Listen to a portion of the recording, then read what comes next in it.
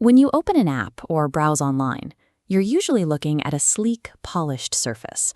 But if you strip away the paint and the decorations, you will find a raw grid of code holding the whole thing together. Looking back at the heavy, boxy monitors of the 1990s, the internet looked very different. But underneath the screen, the core language powering those early sites is exactly the same one that we use today.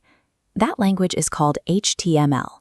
It works like an architectural blueprint, providing a specific set of structural labels that tell a clueless browser exactly where the walls and the windows go.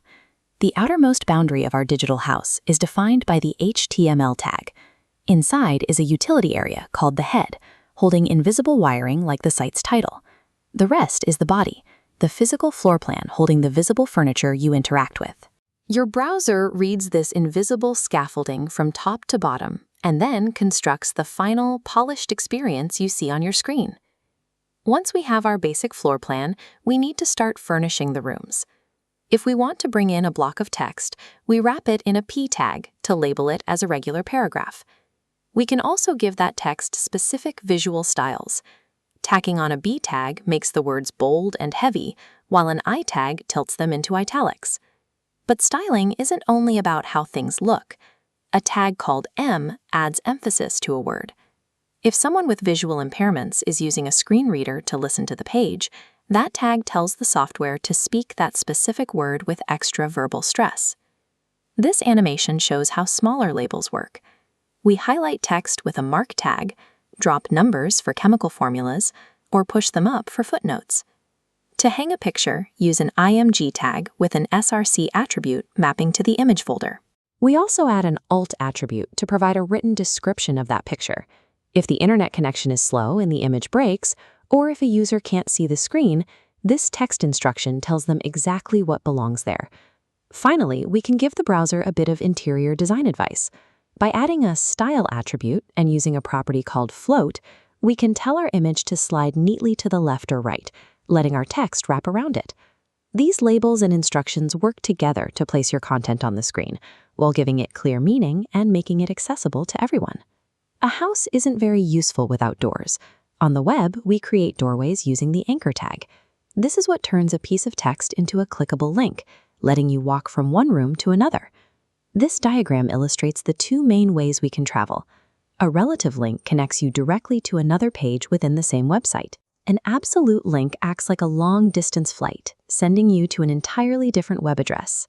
If you want that link to open in a brand new window, you add an instruction called a target. By setting that target to blank, the browser knows to keep your current page open and launch the new site in its own tab. When it comes to organizing lots of information, like a dense schedule or a long contact list, we build a table. Just like a physical filing cabinet, we sort the data neatly into rows and label the top sections with clear header cells. We also need a way for visitors to leave a message. We set up a form, which functions just like a mailbox. We can carve out empty text fields for users to type their names and add a submit button to send the letter off. To make sure users know exactly what to type, we attach a label tag to each text box.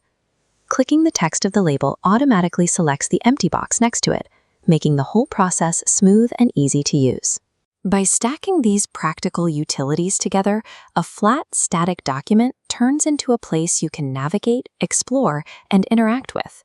In the past, adding video or audio to a website required you to download clunky third-party plugins.